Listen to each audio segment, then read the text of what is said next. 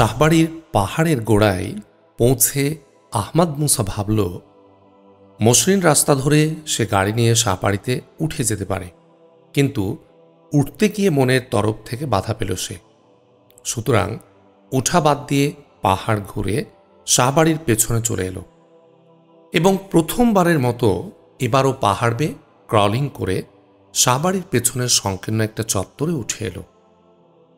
একটা ছোট্ট গাছের পাশে দাঁড়িয়ে কিছুক্ষণ জিরিয়ে নিল সে। তারপর বাড়ির দেয়ালের পাশ ঘেঁষে বাড়ির সামনের দিকে এগোতে লাগল। ইতোমধ্যেই কেউ এসেছে কিনা তার অনেকখানি বোঝা যাবে সামনের দিকটা দেখলে। বাড়ির সামনের অংশটা দেখা যাচ্ছে। আহমদ মুসা দেয়ালের যে বাঁকে এসে দাঁড়িয়েছে সেটা পার হলে গাড়ি বারান্দা দেখা যাবে।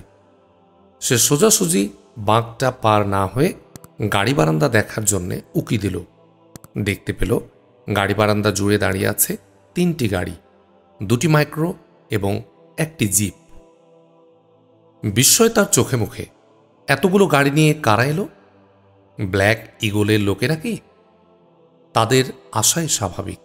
ভোর পর্যন্ত তাদের লোকরা জয়নব জুবাইদাকে ধরে নিয়ে না ফেরার এবং সম্ভবত যোগাযোগেও ব্যর্থ হওয়ায় খারাপ কোনো কিছু ঘটার আশঙ্কায় তারা ছুটে এসেছে।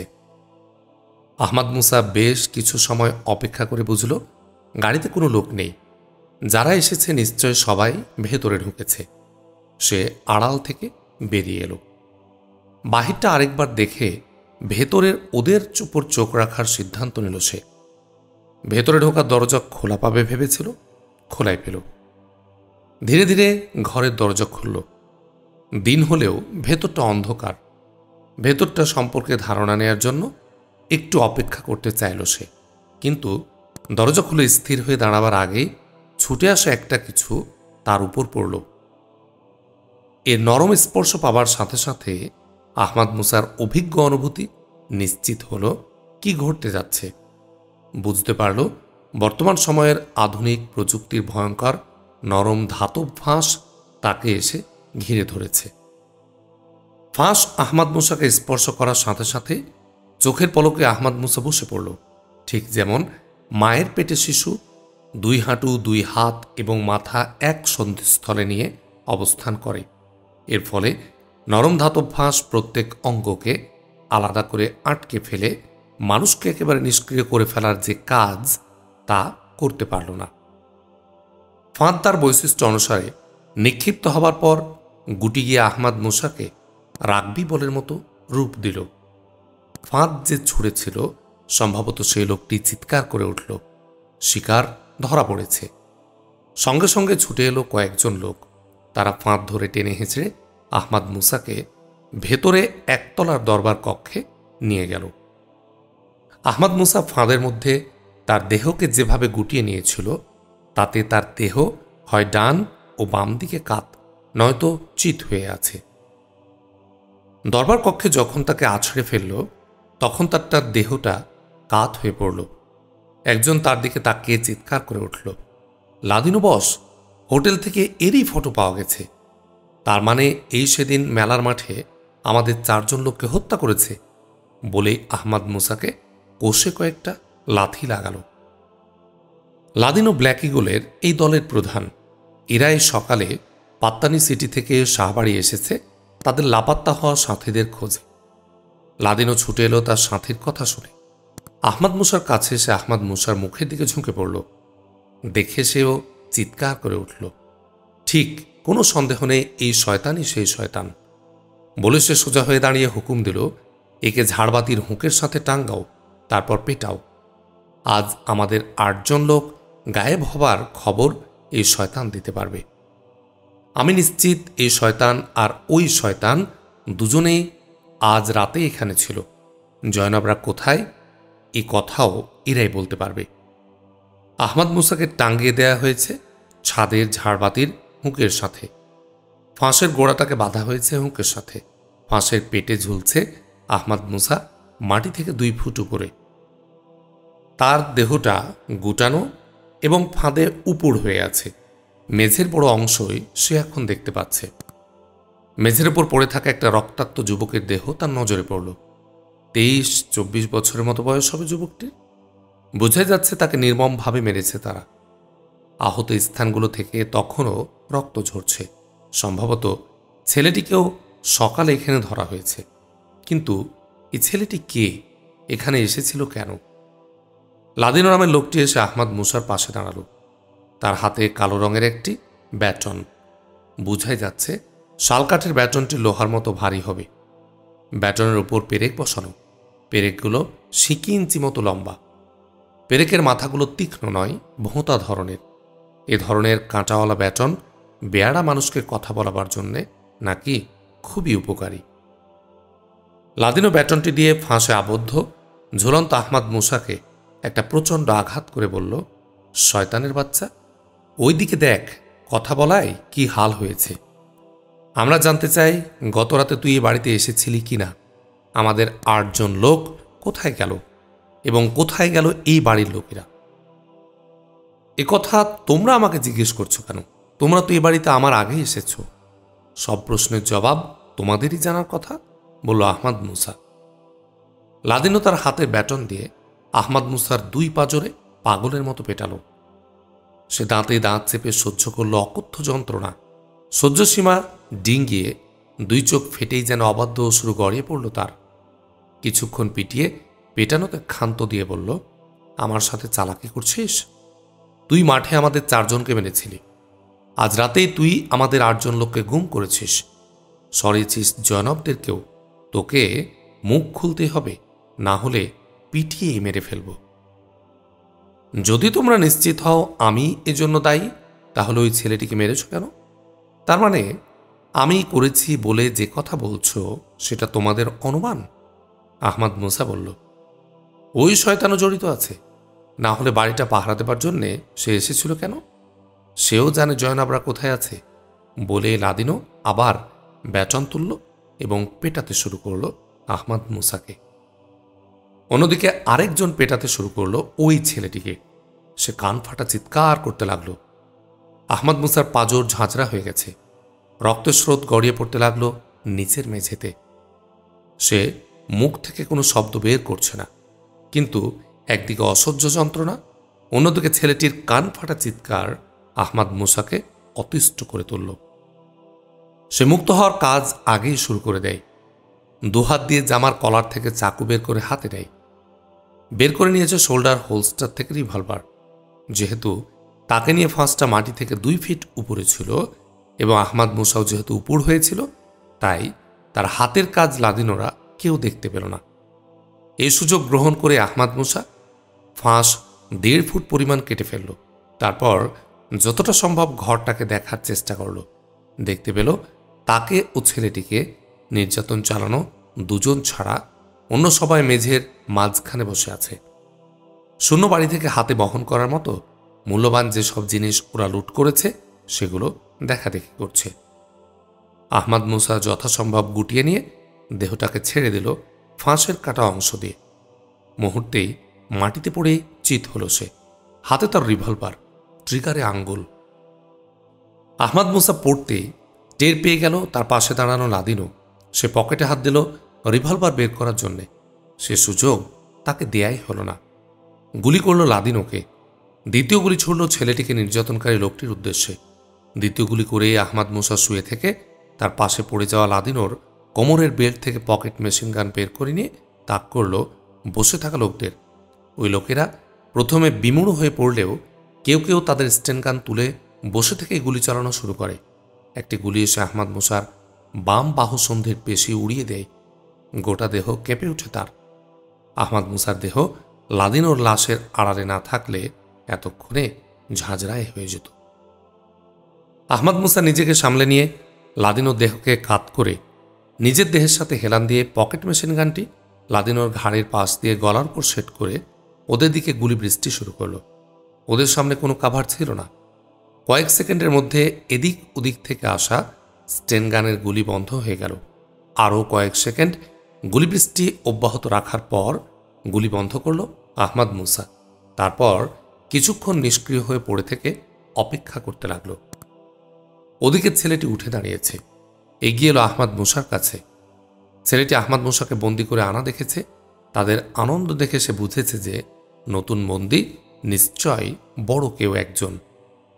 তার উপর নির্যাতনও সে লক্ষ্য করেছে। জীবনের আশা ছেড়েই দিয়েছিল।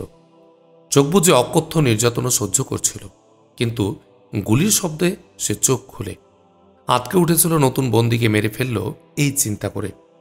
চোখ খুলে সে দেখল তার পাশে দাঁড়ানো শত্রু লোকটি গুলি খেয়ে পড়েছে।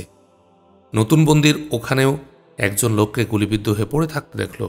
পরক্ষণে ওপাশে বসে থাকা নতুন বন্দীর গুলিবৃষ্টি করতে দেখল। প্রথমে ঘাবড়ে গিয়েছিল, কিন্তু পরে নতুন বন্দীর দিক থেকে গুলিবৃষ্টি শুরু হলে খুশি হয় সে। গুলি বন্ধ হলে নতুন বন্দীর কোনো সাড়া না পেয়ে উদ্বিগ্ন হয়ে ছুটে এসেছে তার দিকে।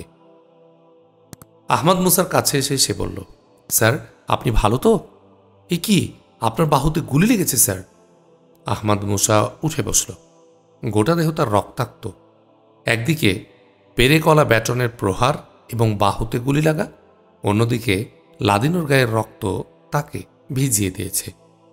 আহমদ মুসা ছেলেটির প্রশ্নের জবাব না দিয়ে উঠে বসেই বলল, তোমার নাম কি? ফরহাদ ফরিদ উদ্দিন। তুমি ব্যাংকক বিশ্ববিদ্যালয়ের ছাত্র? জি হ্যাঁ। তুমি জাবের জহিরুদ্দিন ও জয়নাব জোবাইদার বন্ধু, এবং জয়নাব জোবাইদার সাথে তোমার বিয়ে ঠিক হয়ে আছে, তাই না? ছেলেটির চাইনিজ থাই ফর্সা চেহারার বিস্ময়। সেই সাথে লজ্জায় লাল হয়ে গেল সে। বলল, স্যার এত কিছু জানলেন কি করে? আপনি কে? সংকুচিত ভাব ছেলেটার মধ্যে প্রকট হয়ে উঠেছে। আহমদ মুসা তার প্রশ্নের জবাব না দিয়ে জিজ্ঞাসা অব্যাহত রাখল। বলল, গত 3 মাস ধরে পালিয়ে আছো। 1 মাস হলো জনাবদের সাথেও কোনো যোগাযোগ করনি? জি স্যার, ওদের নিরাপত্তার কথা ভেবেই আমি কোনো যোগাযোগ করিনি। নিরুদ্দেশের 1 মাস তুমি কোথায় ছিলে? পাত্তানির গ্রাম থেকে গ্রামে ঘুরিয়ে বেড়েছি। শুধু ঘুরে বেড়ানো? আমি তাদেরকে পরিস্থিতি সম্পর্কে সচেতন ও সংগঠিত করার চেষ্টা করেছি স্যার। পরিস্থিতিটা কি বলো তো? মানুষকে কি বুঝিয়েছ? পরিস্থিতি সম্পর্কে আমি কনফিউজড স্যার। আমি সকলকে একথায় একমত করার চেষ্টা করেছি যে পুলিশ ও সেনা সদস্যদের সাথে এবং নিজেদের মধ্যে সংঘাত থেকে দূরে থাকতে হবে। সে সাথে সন্ত্রাসের কাজ কারা করেছে এ সম্পর্কে তথ্য জোগাড় করতে হবে এবং এসব তথ্য পুলিশের কাছে পৌঁছে দিতে হবে। ধন্যবাদ বলে উঠে দাঁড়ানো আহমদ মুসা বলল, তুমি বুদ্ধিমান ছেলে। এ লোকগুলোর সাথে তোমার কথা বলেছ? আচ্ছা বলো তো, এরা দেশি না বিদেশি? এদের কাউকে চেনো কিনা? এরা পাত্তানি কিনা, কিংবা এই অঞ্চলের কিনা? একটু অপেক্ষা করল ফরিদ উদ্দিন। তারপর বলল, এখানে এই 10 জনের মধ্যে পাত্তানি কেউ নয়। আপনার পাশের যে লাশটি, এটিই শুধু বিদেশি। ওনারা সবাই থাইল্যান্ডের অন্যান্য অঞ্চলের। এদের এতক্ষণের বিভিন্ন আলোচনা ও চেহারা সুরত দেখে মনে হয়েছে এরা সবাই ক্রিমিনাল। আহমদ মুসা রিভলভার জ্যাকেটের পকেটে রেখে দিয়ে পকেট থেকে মোবাইল বের করল। কল করল ব্যাংককে পুরসাদ প্রজাদীপককে। আহমদ মুসার কণ্ঠ পেয়ে ওপার থেকে পুরসাদ বলল, বলো বিভেন বার্গম্যান, নিশ্চয়ই কোনো সুখবর দেবে। আহমদ মুসা মোবাইলের স্পিকার অন রেখেছিল। মোবাইলের কথা শুনতে পাচ্ছে ফরহাদ ফরিদ উদ্দিনও। আহমদ মুসাকে ওপার থেকে বিভেন বার্গম্যান নামে সম্বোধন করায় অস্বস্তির একটা চিহ্ন ফুটে উঠল তার মুখে। পুরসাদের কথায় জবাবে আহমদ মুসা বলল, স্যার আমার পক্ষ থেকে একটা খবর। সুখবর হবে কিনা সেটা আপনাদের উপর নির্ভর করে। আচ্ছা খবরটা তো বলো। ভোররাতে আপনাকে জানিয়েছিলাম ওরা জয়নাব জোবাইদাকে কিডন্যাপ করতে এসেছিল। কিডন্যাপ করতে আসা নিহত 8 জনের মধ্যে একজন বিদেশিও ছিল। শাহবাড়ির পেছনের বন্ধকূপে এদের লাশ আছে। পরীক্ষা করলে এদের পরিচয় মিলবে। সকালেও আবার শাহবাড়ি আক্রান্ত হয়েছে। এবার 3 গাড়ি বোঝাই করে এসেছিল 10 জন। আপনি জাবেরের বন্ধু ফরহাদকে চেনেন? সে ওদের বন্দী হয়েছিল। আমিও বাড়ি প্রবেশ করতে গিয়ে বন্দী হয়েছিলাম। শেষে যা হোক, ওরা 10 জনই মারা গেছে। এদের মধ্যেও একজন বিদেশি। অবশিষ্ট 9 জনের কেউ পাত্তানি অঞ্চলের নয় এবং তারা সবাই পেশাদার ক্রিমিনাল। আপনারা তদন্ত করলে বিষয়টা আরও পরিষ্কার হবে স্যার। বুঝেছি। এই ঘটনাকে দ্বিতীয় প্রমাণ হিসাবে উপস্থিত করতে যাচ্ছ। গতরাতে এবং সকালে 2টি অভিযানকে নেতৃত্ব দিয়েছে ওই 2 বিদেশি।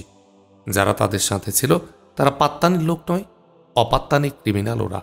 এর অর্থ তৃতীয় যে পক্ষ জাবেরকে ছিনতাই করে নিয়ে গিয়ে তাদের উপর উদ্দেশ্য সাধনের জন্য ব্যবহার করেছে, তারা আজ জাবেরের বোন জয়নবকে কিডন্যাপ করার জন্য বারবার চেষ্টা করছে। ঠিক স্যার। ধন্যবাদ। তোমার বিদেশি ও ক্রিমিনাল তথ্য দুটি যদি প্রমাণিত হয় তাহলে এটা অবশ্যই একটা বড় প্রমাণ হবে। তুমি জয়নবকে বলে দাও থানায় একটা ডায়েরি করতে। আমি পাত্তানি পুলিশকে বলে দিচ্ছি, ওরা সব লাশ উদ্ধার করে এবং তাদের ব্যবহৃত সব গাড়ি সিজ করে তদন্ত শুরু করবে। কিন্তু বিভেন বার্গম্যান, তোমাকে আরও অনেক এগোতে হবে। এ পর্যন্ত সন্ত্রাসের যেসব ঘটনা ঘটেছে সেসব যারা ঘটালো তাদের সব প্রমাণ দিনের আলোর মতো আনতে হবে এবং ষড়যন্ত্রের উদ্দেশ্যকে পরিষ্কারভাবে আনতে হবে। মনে রেখো, ওদের একজন লোককেও এখনো পর্যন্ত ধরা যায়নি, আর কোনো দলিলও হাত করা যায়নি। ঠিক বলেছেন স্যার, অনেক এগোতে হবে আমাদের। ধন্যবাদ বিভেন বার্গম্যান। ধন্যবাদ স্যার। আহমদ মুসা মোবাইল অফ করতে ফরহাদ ফরিদুদ্দিন বলল, আলোচনায় যা শুনলাম তা অবশ্য স্বপ্ন নয়। তাহলে আপনিই তো আমাদের সব কাজ করছেন, কিন্তু নাম বিভেন বার্গম্যান কিছুই বুঝতে পারছে না স্যার। আপনি কে স্যার? ফরহাদ ফরিদুদ্দিনের কথায় কান্না দিয়ে আহমদ মুসা বলল, এমন রক্তাক্ত অবস্থায় বাইরে বেরোনো যাবে না। এখন কি করা যায় সেটা বলো। স্যার, উপরে গেস্ট রুমে আমি কখনো কখনো থাকি, সেখানে আমার কাপড় চোপড় থাকার কথা। চলুন দেখি। উপরে দোতলায় উঠে গেল তারা। উঠতে উঠতে ফরহাদ ফরিদুদ্দিন বলল, স্যার, এই বাড়িটি এককালে পাত্তানি এলাকার রাজভবন ছিল। এর নিচতলা ছিল জনগণের দরবার এলাকা, মানে সুলতানের শাসন অফিস। দ্বিতীয় তলা অতিথিশালা, পরিবারের স্টাফদের আবাসিক এলাকা হিসেবে ব্যবহৃত হতো। আর উপরের তলা ছিল শাহ পরিবারের নিজস্ব আবাসিক এলাকা। বিশাল এই বাড়ির প্রত্যেক ফ্লোরের কোনোটাতে 50টির কম কক্ষ নেই। এ বাড়িতে ঢুকলে শরীর রোমাঞ্চিত হয়ে যায় স্যার। বাড়িটা তৈরি করেছিলেন থাই রাজপুত্র বাঙ্গা শাহ উর্ফে সুলতান আহমদ শাহ। কত পার্থক্য সেদিনের এই বাড়ি এবং আজকের এই বাড়ির মধ্যে। তারপর ফরহাদুদ্দিন থামল। তার কণ্ঠ ভারী হয়ে উঠেছিল। তার আবেগটা আহমদ মুসা দৃষ্টি আকর্ষণ করল। বলল, ফরহাদ, এই বংশের সাথে তোমার আর কোনো সম্পর্ক আছে কি? এই কথা কেন জিজ্ঞেস করছেন স্যার? এই বংশের প্রতি তোমার আবেগ এবং এই বাড়ির দ্বিতীয় তলায় তোমার স্থায়ী গেস্ট হওয়া দেখে। ঠিকই ধরেছেন স্যার, এ বংশেরই এক সন্তান আমি। প্রায় 100 বছর আগে পাত্তানি অঞ্চল দুটি সালতানাতে বিভক্ত ছিল। জয়নাব জুবাইদার দাদার বাপরা 6 ভাই ছিলেন। 6 ভাই 6টি সালতানাত রাজত্ব করতেন। রাজ্যগুলো থাই কেন্দ্রীয় শাসনের অধীনে চলে গেলে জয়নাব জুবাইদার দাদার বাবা সুলতান আব্দুল কাদের কামাল উদ্দিন ছাড়া অন্য 5 ভাই হিজরত করে মালয়েশিয়া চলে যায়। সেই 5 ভাইয়েরই এক ভাইয়ের বংশধর আমি। জাবির বঙ্গশাহ জহির উদ্দিন তাফসিরুল কুরআন শিক্ষার জন্য ছোটবেলা মালয়েশিয়া যায়। 5 বছর সে মালয়েশিয়ায় ছিল। কোর্স শেষ করে সে থাইল্যান্ডে ফিরে আসে। তার সাথে আমার এক বন্ধুত্ব হয় যে আমি তার সাথে থাইল্যান্ডে চলে আসি। ব্যাংককের একটি বিশ্ববিদ্যালয়ে ভর্তি হই। এই বাড়ির গেস্ট রুম আমার জন্য স্থায়ীভাবে বরাদ্দ হয়ে যায়। বিশ্ববিদ্যালয় থেকে জাবেরের সাথে এখানে এলে বা সুলতান গড়ে থাকলে এই গেস্ট রুমেই আমি থাকি। কিন্তু তাই বলে গেস্ট নয়, পরিবারের একজন সন্তান হিসাবে দাদি এবং অন্যরা আমাকে দেখেন। থামল ফরহাদুদ্দিন। আহমদ মুসার ঠোঁটে মিষ্টি এক টুকরো হাসি। বলল, জামাই হিসেবে দেখেন না? ফরহাদ ফরিদুদ্দিনের মুখ লজ্জায় লাল হয়ে উঠল। লজ্জাজড়িত ধীর কণ্ঠে বলল, বিশ্বাস করুন স্যার, জনাবের সাথে আমার বিয়ে ঠিক হয়ে আছে এ কথা আপনার কাছে আমি প্রথম শুনলাম। না দাদি না অন্য কেউ এ ব্যাপারে আমাকে কিছু বলেছেন। জয়নব জুবাইদার দিক থেকে? না স্যার, জয়নব খুব ভালো মেয়ে, খুব নীতিনিষ্ঠ সে। 3 তলায় তার এলাকায় কোনোদিন আমি ঢুকিনি, ঢোকার অনুমতিও নেই। দাদি ও জাবেরের ঘর পর্যন্ত আমার যাতায়াত। কথা বলো না তোমরা? তার ফরমাল অবস্থায় প্রয়োজনীয় যেটুকু সেটুকু কথাই হয়। তার ফরমাল অবস্থা বুঝলাম না ফরিদ। ফরমাল পোশাক পরে যখন সে বাইরে আসে। ফরমাল পোশাক কি? যখন সে বাইরে আসে গা মাথা ঢেকে জাবেরের সাথে বাইরে আসে, এটাই তার ফরমাল অবস্থা। ও বুঝেছি বলে আহমদ মুসা একটু মিষ্টি হাসল। বলল, হতাশ হও না ফরহাদ, তোমাদের বিয়ে ঠিক হয়ে থাকার কথা দাদি আমাকে বলেছেন, এবং সেটা তিনি বলেছেন জয়নব জোবাইদার সামনে। তুমি খুশি? একটা দরজার সামনে দাঁড়িয়ে পড়ল ফরহাদ উদ্দিন ফরিদ। লাজ রাঙ্গা মুখ নিচু করে বলল, ধন্যবাদ স্যার। দাদি আর জাবের আমাকে খুব ভালোবাসেন।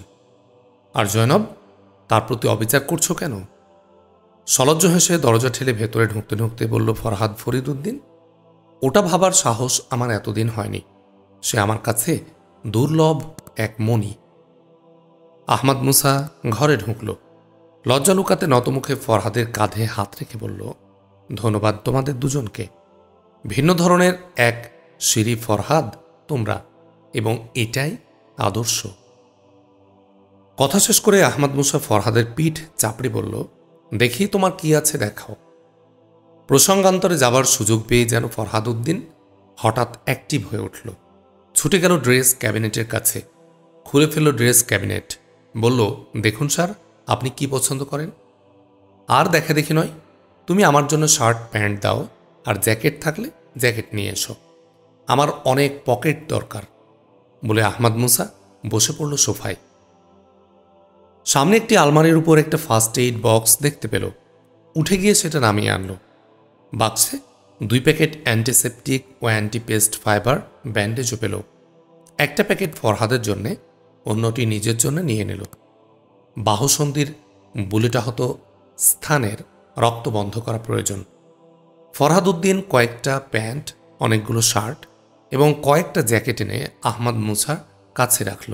বলল, কোনটা আপনার পছন্দ হয় দেখুন। ধন্যবাদ ফরহাদ।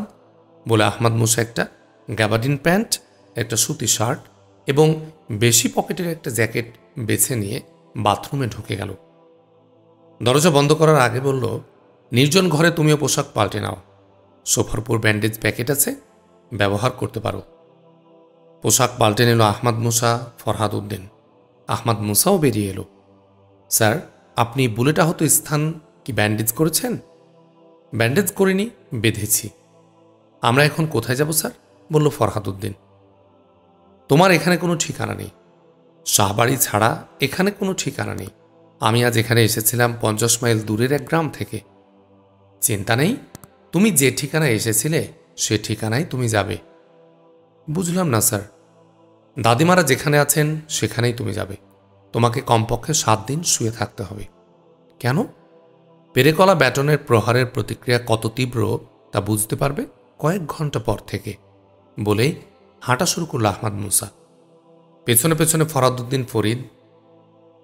গাড়ি বারান্দায় ব্ল্যাক ইগলের 3টি গাড়ি দাঁড়িয়েছিল। আহমদ মুসা জিপের ড্রাইভিং সিটে উঠতে যাচ্ছিল। ফরহাদ উদ্দিন বলল, স্যার, আপনার একটা হাত আহত, আমি ড্রাইভ করতে পারি। আহমদ মুসা সরে গিয়ে পাশের সিটে বসল। ফরহাদ উদ্দিন উঠল ড্রাইভিং সিটে। গাড়ি চলতে শুরু করেছে। ফরহাদ, মেইন রোডে উঠে এই গাড়ি দাঁড় করাতে হবে। একটা গাড়ি ঠিক করবে পাত্তানি সিটির ওল্ড এলাকার জন্যে, বলল আহমদ মুসা। স্যার, এ গাড়ি নিয়েও তো আমরা পাত্তানি সিটিতে যেতে পারি, ফরহাদ বলল। আহমদ মুসা হাসল। বলল, এর অর্থ হবে আমাদের ঠিকানা শত্রু ব্ল্যাক ইগলকে জানিয়ে দেয়া। কিভাবে? ফরহাদ বলল। তার চোখে মুখে বিস্ময়। এই গাড়ির কোথাও ট্রান্সমিটার চিপ লাগানো আছে। গাড়ি যেখানেই থাকুক এই ট্রান্সমিটার তার অবস্থান জানিয়ে দেবে। ফরহাদের চোখ থেকে বিস্ময় তখনও কাটেনি। বলল, কিভাবে জানলেন স্যার আপনি? বলবো। বিস্ময় কাটেনি ফরহাদ উদ্দিন ফরিদের চোখে। তার চোখের সামনে ভেসে উঠল আজকের শুরু থেকে সব দৃশ্য। সব শক্তি, সব জ্ঞান দিয়ে যেন আল্লাহ এক ফেরেস্তা পাঠিয়েছেন। কে এই ফেরেস্তা? ফরহাদ উদ্দিন আহমদ মুসার দিকে মুখ ঘুরিয়ে বলল, আপনার পরিচয় সম্পর্কে প্রশ্নকে আবার জিজ্ঞেস করতে পারি স্যার? আহমদ মুসা হাসল। বলল, বললেই তো জানা শেষ হয়ে যাবে। জানার আগ্রহটা থাক না। মেইন রাস্তায় গাড়ি পৌঁছে যায়। ফরহাদ উদ্দিন রাস্তার বাইরে একটা গাছের আড়াল নিয়ে গাড়ি দাঁড় করালো। গাড়ি থেকে নামতে নামতে বলল, স্যার, আপনি একটু বসুন, আমি গাড়ি দেখছি। বলে ফরহাদ গাড়ি থেকে বেরিয়ে এলো। আহমদ মুসা ফরহাদ উদ্দিন ফরিদকে বলেছিল, পেরেকলা ব্যাটন চার্জের প্রতিক্রিয়া তুমি বুঝতে পারবে কয়েক ঘন্টা পর। 7 দিন তোমাকে শুয়ে থাকতে হবে। কথাটা আহমাদ মুসার ক্ষেত্রে বেশি ফলেছে। 7 দিন তাকে বিছানা থেকে উঠতেই হয়নি। অবশ্য ফরহাদ 7 দিনেও সেরে উঠতে পারেনি। তার অবস্থা ছিল আরও কাহিল। আহমাদ মুসা মনে করেছিল সে ফরহাদ উদ্দিন ফরিদকে জনাব জুবাইদার ওখানে পৌঁছে দিয়ে সুলতানগড়ে ফিরে যাবে, তার সদ্য ভাড়া করা বাড়িতে। কিন্তু দাদি ও জনাব তাকে ছাড়েনি। কোনো কথা না শুনে আহমাদ মুসা চলে আসতে গেলে আড়াল থেকে জনাব জুবাইদা বেরিয়ে আসে, কেঁদে উঠে বলে, আপনি সবার জন্য হবেন, কেউ আপনার জন্য নয়। এটা শুধু সবার প্রতি আপনার জুলুম নয়, এটা আপনার অন্যায় আত্মপীড়ন। এই মনোভাব ইসলামের সামাজিক সম্পর্কের লঙ্ঘন। বলে একটু থেমে আবেগকে সংবরণ করে নিয়ে আবার বলেছিল, ভাই বোনের প্রতি দায়িত্ব পালন করবে, বোনেরও দায়িত্ব আছে ভাইয়ের প্রতি। দারুণ আহত অবস্থায় আপনি যেখানে যাবেন সেই সদ্য ভাড়া করা বাড়িতে আপনার কেউ নেই। হাসপাতালে যাওয়া যেমন নিরাপদ হবে না, তেমনি যে কোনো ডাক্তার ডাকাও নিরাপদ নয়। এই অবস্থায় কথা জেনে আপনাকে আমরা ছাড়ব কি করে? অশ্রু সম্বরণের চেষ্টা সত্ত্বেও জনাবের শেষের কথাগুলো কান্নায় রুদ্ধ হয়ে যায়। কোনো কথা না বলে আহমাদ মুসা ঘরের দরজা থেকে ঘুরে দাঁড়িয়ে মাথা নিচু করে ধীরে ধীরে এসে সোফায় বসে বলে, সরি বোন, আমি বোনদের দায়িত্বশীল প্রমাণ করতে চাইনি। আমি চেয়েছিলাম আমাদের সবার অবস্থান এক জায়গায় না হোক। আপনি যে সিদ্ধান্ত নেবেন সেটাই হবে স্যার। পাশের বাড়ি একজন মহিলা সার্জনের, তিনি আমার মায়ের বন্ধু। তার উপর বর্তমান সংকটে তিনি আমাদের একজন মুরব্বীও। তিনি আপনাদের দেখবেন, তারপর যা ভালো মনে করেন করা যাবে স্যার, বলেছিল জনাব জুবাইদা। জনাব জুবাইদা ডাক্তার খালাম্মাকে আহমাদ মুসাদের সাথে পরিচয় করিয়ে দেয়। সালাম বিনিময় প্রাথমিক কথা শেষ হলে জনাব জুবাইদার নির্দেশে পরিচারিকা আহমাদ মুসাকে পাশের ঘরে নিয়ে যায়। চিকিৎসার জন্য তাকেই প্রথম দেখা হয়, পরে ফরহাদ উদ্দিনকে। পরীক্ষা নিরীক্ষা ও ব্যান্ডেজ শেষে দুজনকে তাদের জন্য নির্দিষ্ট ঘরে নিয়ে যাওয়া হয়। জনাব জিজ্ঞেস করে, বিভেন বার্গম্যানের কেমন রেস্ট দরকার হবে ডাক্তার খালাম্মা? বেটি, তার দুপাজরে ও বাহু সন্ধিতে নতুন চামড়া গজাতে হবে। 8-10 দিন বিছানা থেকে উঠতে দেওয়া যাবে না। তারপরেও সপ্তাহখানেক রেস্ট দরকার। তারপর ডাক্তার বলে, তার বুলেটবিদ্ধ ও ব্যাটনের পেরেকবিদ্ধ বিরাট আহত স্থান আমাকে পরিষ্কার করতে হয়। এমন ক্ষেত্রে রোগীরা চিৎকার করে, যেমন ফরহাদ করেছে। কিন্তু বিভেন বার্গম্যানের মুখের কষ্টে একটি ভাঁজও পড়তে দেখিনি। কে এই লোক বেটি? জনাব জুবাইদা চিন্তায় পড়ে যায়, ডাক্তার খালাম্মাকে কতটুকু বলা যায়। কিছু না বললে তিনি মাইন্ড করতে পারেন, সেটা ভালো হবে না। এসব চিন্তা করে জনাব জুবাইদা বলে, উনি আমাদের মেহমান, একজন বিদেশি। কিন্তু সে তো খ্রিস্টান, নাম শুনে তো তাই মনে হচ্ছে। এমন মারাত্মকভাবে আহত, গুলিবিদ্ধ হলো কোথায়?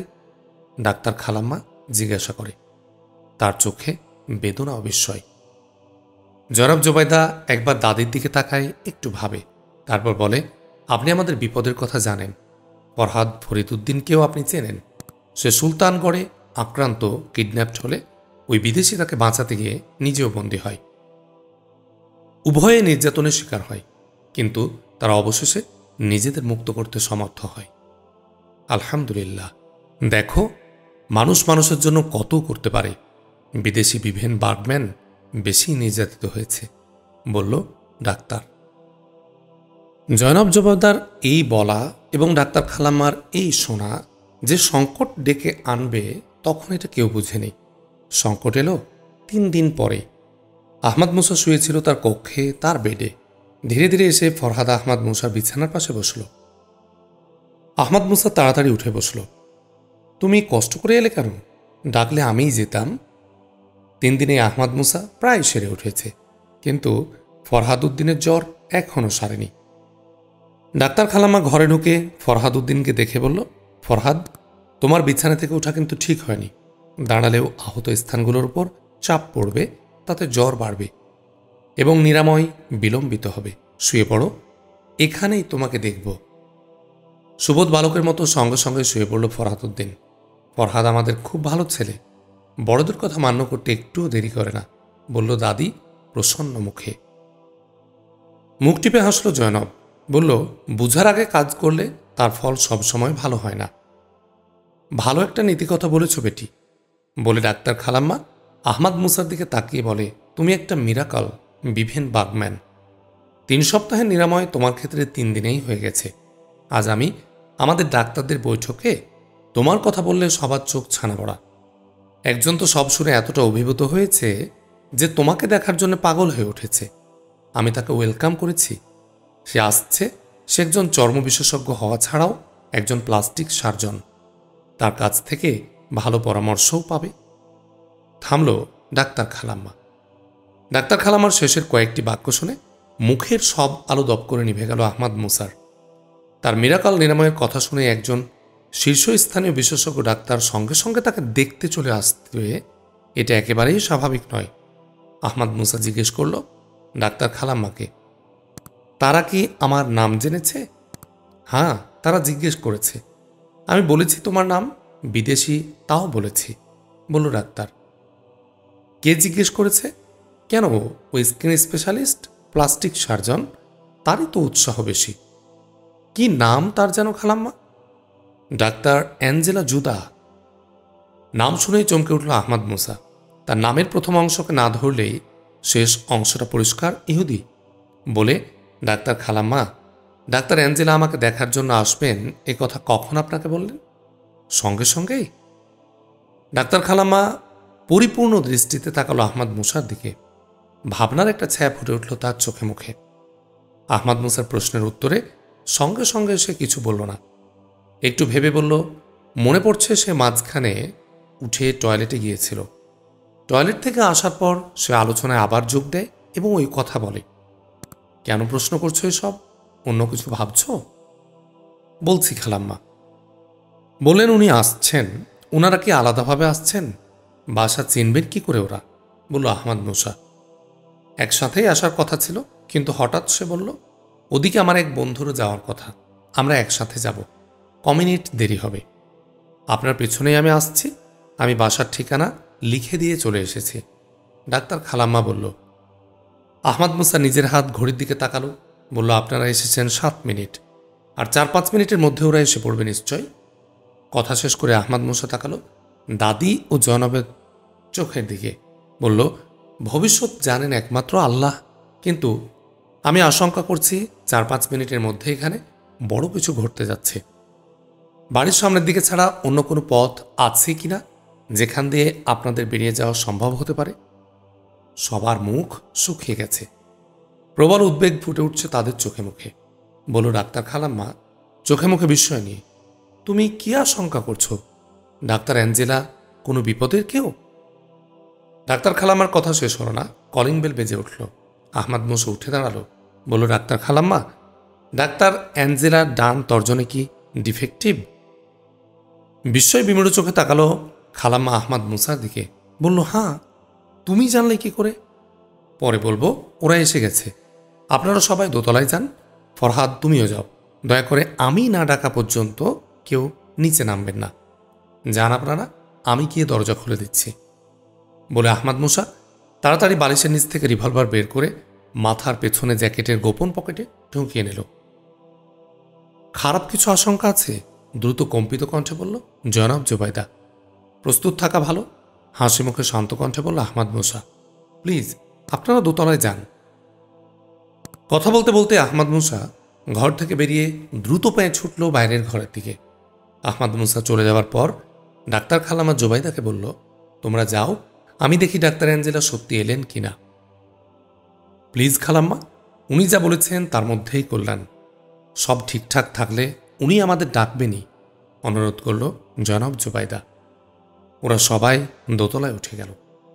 আহমাদ মুসা ছুটে এসে ড্রয়িং রুমের বাইরের দরজায় ডোর ভিউতে চোখ রাখল। দেখতে পেল দরজার সামনে আছেন দীর্ঘদেহী 50-এর মতো বয়সের একজন ভদ্রলোক। তার গায়ে তখনও ডাক্তারের অ্যাপ্রন। তার পেছনে বারান্দার নিচে দাঁড়িয়ে আছে কয়েকজন পুলিশ। পুলিশ দেখে চমকে উঠল আহমাদ মুসা। ডাক্তার অ্যাঞ্জেলার সাথে তো আসার কথা ব্ল্যাক ইগলের লোকেরা, পুলিশ কেন তার সাথে? একটা সন্দেহ উকিদুল আহমাদ মুসার মনে। পুলিশের মাথা থেকে পা পর্যন্ত দৃষ্টি বুলালো সে। না, পুলিশি ক্যাপ, ইউনিফর্ম, বুট সব কিছু ঠিক আছে, কোনো খুঁত নেই। কিন্তু আহমাদ মুসার চোখ আটকে গেল পুলিশদের চুলের উপর। থাই পুলিশদের চুল মাথার ক্যাপ ছাপিয়ে এমন বেঢপভাবে বেরিয়ে আসে না। দ্বিতীয় আরেকটি জিনিস তার দৃষ্টি আকর্ষণ করল, সেটা হলো এই পুলিশদের বুটের কালো ফিতার প্রান্তের মেটাল মোড়কের সবটাই সাদা, কিন্তু থাই পুলিশদের তা নয়। তাদের ফিতার মোড়কের অগ্রভাগের 1/3 কালো। ডাক্তার অ্যাঞ্জেলোর চালাকি বুঝতে পারল আহমদ মুসা। ঝামেলা এড়াবার জন্যে ব্ল্যাক ইগলদের পুলিশ সাজিয়ে নিয়ে এসেছে। হাসল আহমদ মুসা। ডোরভিউ থেকে সরে এসে দরজার পাশে ছোট্ট কিবোর্ড থেকে চাবি হাতে নিল। দরজাটির তালায় ভেতর বাহির দুদিক থেকেই চাবি দেবার ব্যবস্থা। খুশি হলো আহমদ মুসা। সে যে পরিকল্পনার কথা ভাবছে তাতে এর প্রয়োজন আছে। এ সময় কলিং বেল আবার বেজে উঠল, এবার পরপর দুবার। আহমদ মুসা বুঝতে পারল ডাক্তার অ্যাঞ্জেলো অসহিষ্ণু হয়ে উঠেছেন। দরজায় লক আনলক করে চাবিটা লকের ভেতরেই রেখে দিল। দরজাটি দ্রুত খুলে বলল, সরি স্যার, দেরি হয়ে গেল। আমি ভেতরে রোগীর ঘরে ছিলাম। স্যার, আপনি তো ডাক্তার অ্যাঞ্জেলো। ম্যাডাম ডাক্তার খালাম্মা আপনার কথা বলেছেন। তারপর লোকটিকে কথা বলার সুযোগ না দিয়েই বলল, পুলিশ কেন স্যার, কি চাই? আমি ডাক্তার অ্যাঞ্জেলো। এই পুলিশদের সাথে আমার রাস্তায় দেখা, ওরাও এখানে আসছে জেনে একসাথেই এলাম। কি জন্য ওরা এসেছে আমি জিজ্ঞেস করিনি। আহমদ মুসা কয়েক ধাপ এগিয়ে বারান্দার প্রান্ত পর্যন্ত পৌঁছে পুলিশদের সবাইকে উদ্দেশ্য করে বলল, আপনারা এই বাড়িতে এসেছেন, কেন এসেছেন? বাড়ির উঠানে সদ্য আসা 3টি গাড়ি, একটা ছোট কার, অন্য 2টা অটো টেম্পো। পুলিশের সংখ্যা মোট 11 জন। তাদের সবার হাতে খাটো ব্যারেলের হ্যান্ড মেশিন গান। আহমদ মুসা থাই পুলিশদের হাতে এই ধরনের সাবমেশিন গান দেখেনি। কাঁধে সাবমেশিন গানগুলো ঝুলানো এবং হাতে ব্যাটনধারী একজন পুলিশ একটু সামনে এগিয়ে এসে বলল, আপনি কে? আমি আলী আবদুল্লাহ, বলল আহমদ মুসা। বিভেন বার্গম্যান কি ভেতরে? হ্যাঁ, আমরা তার সাথে কথা বলবো, পুলিশ লোকটি বলল। আপনারা কোন থানা থেকে এসেছেন? একটু থতমতো খেয়ে পুলিশ অফিসারটি একটা ঢোক গিলে বলল, না, আমরা পুলিশ হেডকোয়ার্টার থেকে এসেছি। ওয়েলকাম আপনাদের, আপনারা সকলে আসুন, বলে আহমদ মুসা দরজার একপাশে দাঁড়ালো। ভেতরে ঢুকলো প্রথমে ডাক্তার অ্যাঞ্জেলো। বলল, আমিও তাকে দেখতে এসেছি। পুলিশরা সবাই এক এক করে ভেতরে ঢুকলো। অবশেষে আহমদ মুসা ঢুকলো। ঢুকেই দুহাত পেছনের দিক নিয়ে দরজা ঠেলে বন্ধ করে দিল এবং একই সাথে লকে লাগানো চাবি ঘুরিয়ে লক বন্ধ করে ঘরের মাঝখানে এসে বলল, আপনারা একটু বসুন, আমি ওকে নিয়ে আসছি, বলে আহমদ মুসা ড্রয়িং রুম থেকে ভেতরে যাওয়ার দরজায় এসে বলল, 8 জনের সোফায় 12 জন বসতে একটু অসুবিধা হবে স্যার। একটা চেয়ার ঘরের এদিকে দেয়ালের সাথে আলগা করে রাখা। চেয়ারটি একটু টেনে আহমদ মুসা একজন পুলিশকে ডেকে বলল, আপনার ওখানে অসুবিধা হচ্ছে, এখানে বসুন। আহমদ মুসার কথা শেষ হওয়ার সাথে সাথে ব্যাটনধারী পুলিশ অফিসারটি বলল, মিস্টার আবদুল্লাহ, বসার দরকার নেই। 2 জন আপনার সাথে যাচ্ছে, তারা বিভেন বার্গম্যানকে আনতে সাহায্য করবে। মনে মনে হাসল আহমদ মুসা। তার প্ল্যানটা একটু পাল্টে গেল, তাতে বরং তার লাভই হলো। 2 জন কম হলো এ রুমের থেকে। ঠিক আছে, আসুন, ওয়েলকাম, বলে আহমদ মুসা নব ঘুরিয়ে ভেতরে যাবার দরজা খুলে ফেলল এবং দরজার একপাশে দাঁড়ালো। পুলিশ 2 জন এলে তাদেরকে ভেতরে যাবার জন্য আহ্বান জানালো। 2 জন পুলিশেরই হ্যান্ড মেশিন গান কাঁধে ঝুলানো। পুলিশ 2 জন ভেতরে ঢুকে গেল এক এক করে। তাদের পেছনে ঢুকলো আহমদ মুসাও। আহমদ মুসা ভেতরে ঢুকে দরজার পাল্লা আস্তে করে ঠেলে দিল এবং লকটাও টিপে দিয়েছে সাথে সাথে। অটো ক্লোজ হওয়ার মতোই দরজাটা সামান্য শব্দ তুলে ক্লোজ হয়ে গেল। দরজা বন্ধ হওয়ার শব্দে 2 জন পুলিশ একসাথে পেছন ফিরে তাকায়। তাদের চোখে সন্দেহযুক্ত প্রশ্ন, কিন্তু তারা প্রশ্ন করার আগে আহমদ মুসা চোখের পলকে মাথার পেছনের জ্যাকেটের পকেট থেকে রিভলভার বের করে তাদের দিকে তাক করে বলল, তোমরা কাঁধ থেকে মেশিন গান নামিয়ে নেবার সুযোগ পাবে না। তার আগে আমার রিভলভারের 2 গুলি তোমাদের মাথা গুঁড়ো করে দেবে। আমার এই রিভলভারে কোনো শব্দ হয় না। নিঃশব্দে 2 গুলি তোমাদের মেরে ফেলবে। তোমাদের সঙ্গীরা কেউ জানতেও পারবে না। যদি বাঁচার ইচ্ছা থাকে অস্ত্র ফেলে দাও। পুলিশ 2 জন একটু দ্বিধা করল, কিন্তু পরক্ষণে কাঁধের হ্যান্ড মেশিন গান নিচে মেঝেই ছেড়ে দিল। 2 জনের দিকে রিভলভার নাচিয়ে বলল, তোমরা উপর হয়ে শুয়ে পড়ো। মনে রেখো, এক আদেশ 2 বার করব না, 2য় বার গুলি চলবে। উপুড় হয়ে শুয়ে পড়ল দুজনই। আহমদ মুসা ঘরের এদিক ওদিক তাকালো বাধার কিছু একটার খোঁজে। ঘরটি নিচতলা ডাইনিং রুম হিসেবে ব্যবহৃত। ঘরের পশ্চিম প্রান্ত দিয়ে দোতলায় ওঠার সিঁড়ি উঠে গেছে। সিঁড়ির নিচ দিয়ে ওপাশে কিচেনে যাবার দরজা। ঘরের অন্য দুদিকে দুটি কক্ষ, এ দুটি বাড়ির গেস্ট রুম। এরই একটিতে আহমদ মুসা, অন্যটিতে থাকে ফরহাদ উদ্দিন। খুঁজতে গিয়ে আহমদ মুসা অ্যাডহেসিভ টেপ পেল। এ টেপ তাদের ব্যান্ডেজ বাঁধার কাজে জন্যই আনা। এই টেপ দিয়ে দ্রুত দু পুলিশের হাত পা ছাড়াও মুখ আটকে দিল, যাতে ওরা চিৎকার করতে না পারে। এরপর আহমদ মুসা মোবাইলে একটা টেলিফোন করল পাত্তানি শহরের এসপিকে। থাই গোয়েন্দা পুলিশের সহকারী প্রধান প্রসাদ প্রজাদীপক পাত্তানি সিটির এসপিকে আহমদ মুসা সম্পর্কে আগেই বলে রেখেছে। আহমদ মুসাও তার সাথে কথা বলেছে বিভেন বাগম্যান পরিচয়ে। সিটি পুলিশ ধরলে আহমদ মুসা এ বাড়ির ঠিকানা দিয়ে বলল, ব্ল্যাক ইগলের লোকেরা পুলিশের ছদ্মবেশ নিয়ে আমাদের ধরতে এসেছে। এখানে জয়নব জুবাইদা আছে, আপনি জানেন। এখন কি অবস্থা? সিটি পুলিশ সুপার জিজ্ঞেস করল। আমি ওদের আটকে রেখেছি, কতক্ষণ পারবো জানি না, আহমদ মুসা বলল। মিস্টার বার্গম্যান, মিনিট 10 ওদের সামলান। ওই এলাকায় পুলিশ ইন্সপেক্টর থাচিনের নেতৃত্বে একটা ভ্রাম্যমাণ টিম আছে, ওরা যাচ্ছে ওখানে। আমি একটি পুলিশ টিম নিয়ে নিজেই আসছি, বলল পাত্তানি সিটি পুলিশ। ধন্যবাদ স্যার, আহমদ মুসা বলল। ওয়েলকাম মিস্টার বার্গম্যান, বলে পুলিশ সুপার টেলিফোন রেখে দিল। আহমদ মুসা মোবাইল পকেটে রেখে দুজন পুলিশের হ্যান্ড মেশিন গান তুলে নিয়ে একটি কাঁধে ঝুলালো, অন্যটি রাখলো নিজের হাতে। ডান দিক থেকে পেছনে ঘুরতে গিয়ে দোতলায় ওঠার সিঁড়ির দিকে নজর গেল তার। দেখল সিঁড়ির মাথায় দাঁড়িয়ে আছে জয়নব জুবাইদা, তার দুচোখে বিস্ময়, আতঙ্ক।